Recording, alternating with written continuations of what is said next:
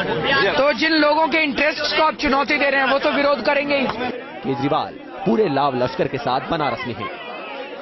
गुरुवार की शाम को भी मोदी की सेना ने लंका इलाके में केजरीवाल की टीम को घेर लिया था। इस दौरान भी केजरीवाल के खिलाफ नारेबाजी हुई। मोदी और केजरीवाल समर्थकों में नोकझोंक भी हुई, लेकिन दार्शनिकता दिखाते हुए केजरीवाल ने विरोधियों को भटके हुए नौजवान बताया। विरोध नहीं है, बच्चे हैं, चिल्ला रहे हैं, अच्छे बच्चे हैं, भटके हुए बच्चे हैं। आज मैं एक गांव में गया, वहां पे कुछ बच्चे मोदी मोदी चिल्ला रहे थे। जब मैंने उनके साथ आर्ग्यू किया, सारे पलट गए। केजरीवाल जिनको रास्ते से भटके हुए युवा बता रहे हैं, उन्हीं को संजय सिंह मोदी के भेजे हुए गुंडे बताते नजर आए। ये दिखाता है कि नरेंद्र मोदी जी जनता के दम पे चुनाव नहीं जीतना चाहते, गुंडागर्दी हंगामा करा के वो चुनाव जीतना चाहते हैं। विरोध करने वाले राह भटके युवक हैं या मोदी के भेजे गुंडे, इसका पता अभी तक नहीं चला है। लेकिन बीजेपी इस पूरे मामले को आम आदमी पार्टी का पब्लिसिटी स्टंट जरूर बता रही है।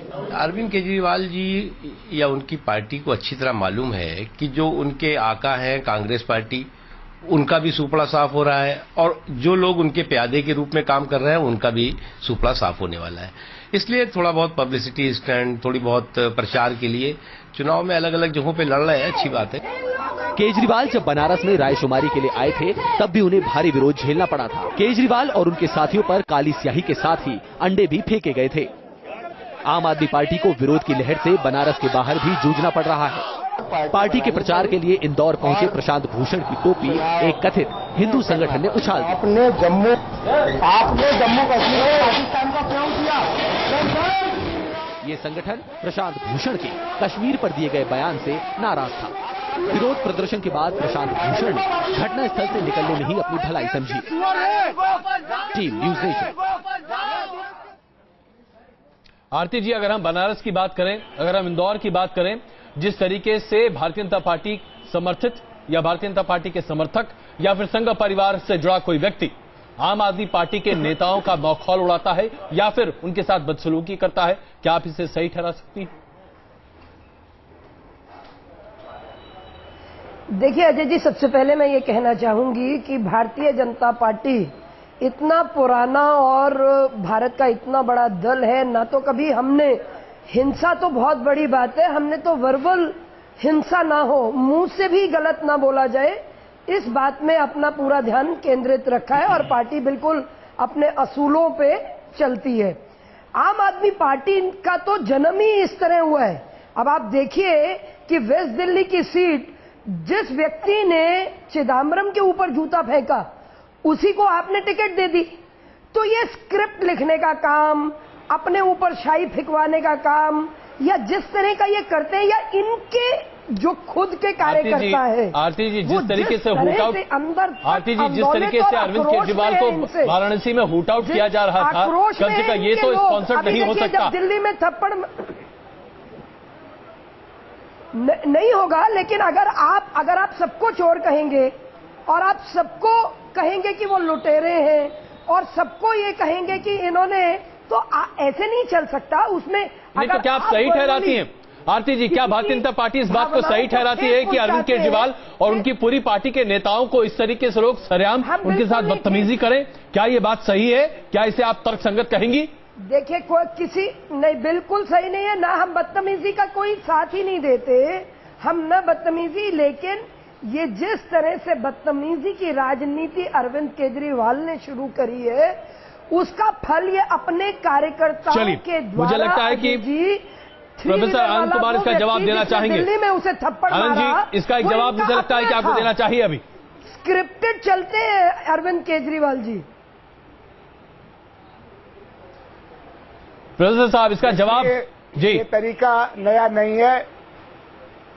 आजकल जो राजनीति में नए आए हैं, उनको इसमें बहुत मजा आ रहा होगा, लेकिन उनको याद करना होगा कि यही शैली संजय गांधी की थी, जिन्होंने जमीन पर ही नहीं, आम सभाओं में ही नहीं, लोकसभा में भी श्री अटल बिहारी जैसे लोगों को रुला दिया था, बोलने नहीं देते थे। ये हुल्लड़ ब्रिगेड की राजनीति है और अगर इसको आपने चलाया तो यहां से लेके शिवसेना तक एक पूरा सिलसिला है जिनका जनतंत्र में यकीन नहीं है, वो मजबूरी में चुनाव में आए हुए हैं। और अगर आप इस तरह से हमारे साथ करेंगे तो जो हमारे प्रति उदासीन है उनकी भी हमदर्दी हमको मिलेगी। ये दिल्ली में हुआ था और ये बनारस में हो रहा है। आपने हमारे ऊपर जब गंदगी फेंकी, अंडा फेंका, तो तब से मीडिया भी और आम लोग भी कहते हैं कि आरएसएस वालों का तरीका है, इनसे मत घबराओ। ये इन्होंने राजनारायण के साथ किया, ये इन्होंने इधर के दौर में लगातार हमारे साथ किया है। ये अच्छी बात नहीं है। सफाई ये चाहे जितनी दे दें। आलोक जी, आप कुछ कहना चाह रहे थे इस भी? देखिए अजय जी, एक सफर रहा है रामलीला मैदान से आज कंपनी बाग मैदान तक। रामलीला मैदान में एक सेकंड आरती जी, एक सेकंड, रामलीला मैदान में शामिल होना चाह रहे हैं। रामलीला मैदान में किस तरह से भाजपा ने और आरएसएस ने इसी टीम को सपोर्ट किया था। आज वही टीम भाजपा और आरएसएस मोदी फायर ब्रांड का बैनर लेकर जब बनारस में केजरीवाल जी का विरोध करते हैं तो दोनों दलों को कहीं ना कहीं दिक्कत होती है। तो मैं कहना चाहता हूं तो कि आप ये कहना चाह रहे हैं कि फ्रेंडली मैच है? बिल्कुल, ये कहीं ना कहीं आपस का इनका खेल है। आपस में ही ये लोग खेल कर रहे हैं। तो आरएसएस और बीजेपी ने जब रामलीला मैदान में जब इनको पूरा सपोर्ट किया, तब भाजपा को केजरीवाल के कुकर्म जो है ये नजर नहीं आए थे। आज पार्टी केजरीवाल को सब कुछ नजर आने लगा। सलमान खुर्शीद पे उंगली उठाते हैं और सलमान खुर्शीद की बात करते हैं कि सलमान खुर्शीद ने कहा कि अगर आप आएंगे तो जा नहीं पाएंगे। दूसरी तरफ सलमान खुर्शीद के खिलाफ अपना कैंडिडेट तक नहीं खड़ा करते, कोई उम्मीदवार नहीं खड़ा करते। ये इनकी दोहरी नीतियां हैं। अरविंद केजरीवाल बी टीम के नाते किसी तरह से ये पूरी तरह से फंडेड है कांग्रेस से। लेकिन आरती जी, इस तरह के तरीके को हम दोनों राष्ट्रीय दल हैं, हम लोग इसको ठीक नहीं ठहरा सकते हैं। लेकिन आप जिस चीज की आज वकालत कर रहे हैं, कल को ये राजनीति के लिए एक अभिशाप बनेगा। आप गलत चीज को प्रमोट कर रहे हैं। अब आप देखते जाइए हम क्या प्रमोट कर रहे हैं और हम राष्ट्रभक्त शक्तियों को प्रमोट कर रहे हैं। एक सवाल आप सबों के लिए, इससे पहले कि इस चर्चा को हम जरा और आगे बढ़ाएं, एक सवाल मैं आप सबों के लिए अभी रखना चाहता हूं। आप सबों के लिए सवाल ये कि क्या आज राजनीतिक मंच पर हमारे देश की दिशा और दशा तय होगी या सड़कों पर एक दूसरे के साथ गुंडागर्दी करके? सबसे पहले आरती जी आप बताइए मुझे, जिस तरीके से सड़कों पर विरोध की राजनीति आज इख्तियार की जा रही है, क्या ये सही है? क्या वाराणसी में जो हो रहा है पिछले 3 बार से अरविंद केजरीवाल के साथ, क्या यही भारतीय जनता पार्टी और उनके समर्थकों की नीति है? जो दिल्ली में हुआ है, देखिए ऐसा है अजय जी, आप वाराणसी की बात कर रहे हैं। वाराणसी में भी इनके स्पॉन्सर्ड प्रोग्राम थे और दिल्ली में जो हुआ, इनके कार्यकर्ता खुद इन्हें मार रहे हैं। एक बार नहीं, 3 बार। पूरा मुंह जो यादव जी का पूरा शाही से भर के गया था, वो भी आम आदमी पार्टी का था। वो आक्रोश में है क्योंकि ये सपने और वादे और नारे बहुत बड़े बड़े देते हैं और उन वादों को पूरा करने का इनके पास कोई तरीका नहीं है। फिर ये दिल्ली से भाग जाते हैं और ये केंद्र की राजनीति की तरफ देखते हैं। आरती जी आप बार-बार आप और कांग्रेस और हम दोनों मिलकर बार-बार आम आदमी पार्टी पर सवाल उठा रहे हैं। मुझे लगता है कि प्रोफेसर कुमार इसका बेहतरीन जवाब दे सकते हैं। प्रोफेसर कुमार, इसका जवाब अगर आप दें।